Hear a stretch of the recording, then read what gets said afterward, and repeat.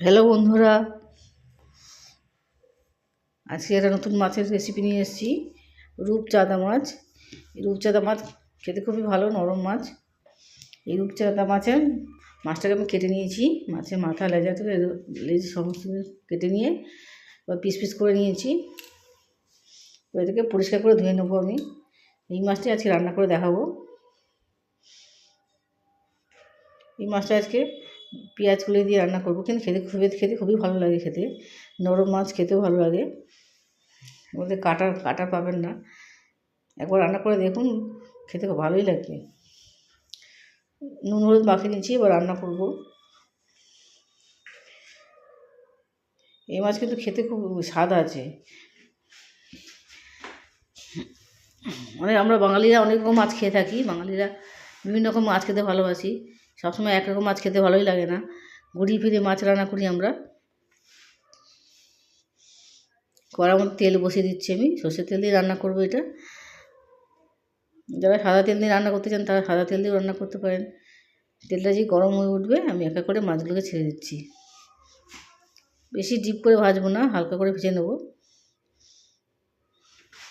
যেহেতু টাটকা মাছ, জ্যান্ত মাছ আছে, বেশি মাখা করে শুকনো শুকনো করে রান্না করবো না, একটু ঝোল ঝোল মতো রান্না করব। খেতে কিন্তু অপূর্ব লাগবে।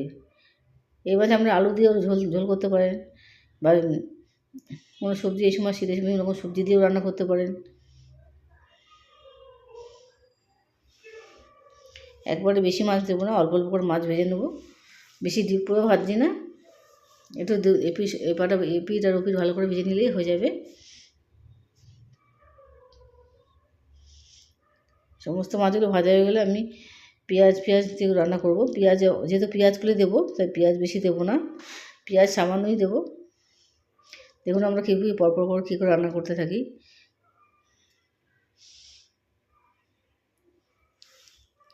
এটা তৈলাক্ত ধরনের মাছ হয়, একটু তেলের মতো হয়, নরম হয় মাছটা, নরম হয়, তেল থাকে। যারা খেয়েছেন তারা অবশ্যই ভালো মতো জানেন যে এই মাছটা কেমন স্বাদ। মাছের মাথাটাকে চ্যাপ্টা ধরনের হয়, মাছের মাথাগুলো একটু চ্যাপ্টা ধরনের হয়।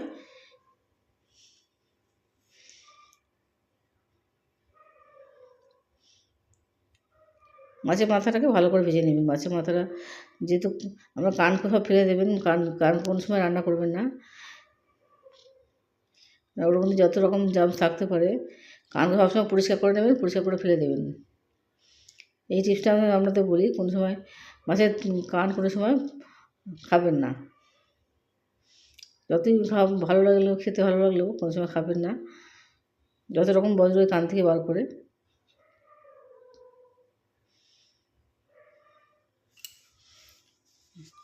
এই সমস্ত মাছগুলি আমার ভাজা হয়ে যাচ্ছে।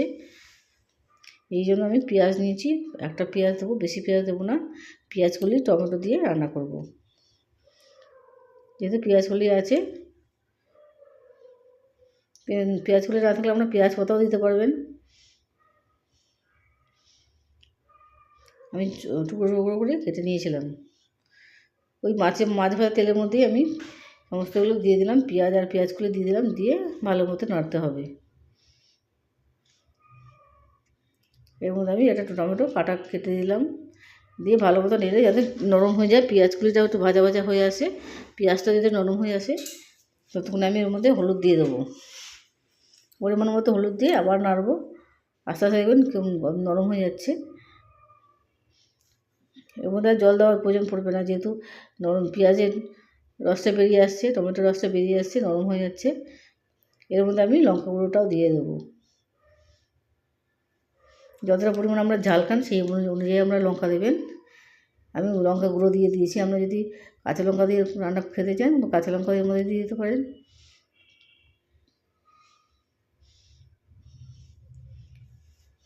এবার ভালো করে কষানোর পালা। ভালো করে নেড়ে ছেড়ে আমি কষিয়ে নিচ্ছি। এই সময় যেন হলুদের গন্ধটা না থাকে, ভালো মতো কষাতে হবে।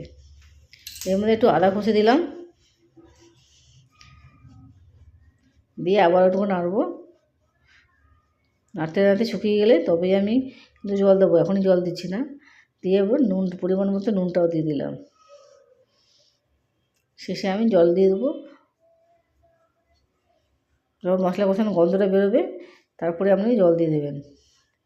মাছ অনুযায়ী জল দেবেন, একবারে বেশি বেশি জল দেওয়ার দরকার নেই।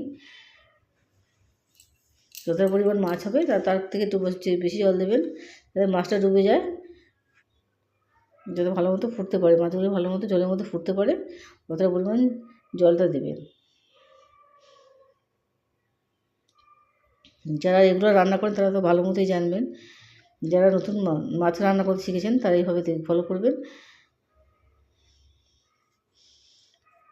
লাইক এবং সাবস্ক্রাইব করতে ভুলবেন না। কমেন্টে আমাকে বলতে পারেন যে কারা কারা এই মাছ খান। রূপচাঁদা মাছ কিন্তু খেতে খুবই ভালো, যারা খান না একবার খেয়ে দেখুন,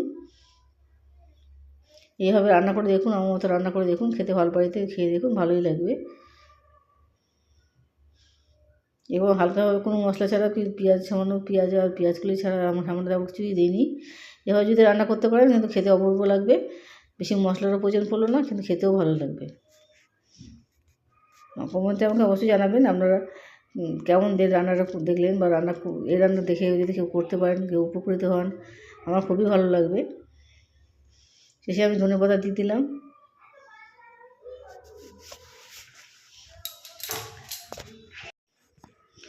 দেখুন ধনেপাতা দিয়েছি, দিয়ে আবার একটু বেশ খানিকক্ষণ ফুটিয়ে নেবো। ধনেপাতা দিলে ভালো গন্ধটা বেরোয়। দেখুন ঝোলটা ঠান্ডা হলে শুকিয়ে যাবে, আর ঝোল দরকার নেই। রেডি হয়ে গেছে আমার রূপচাঁদা মাছের ঝাল।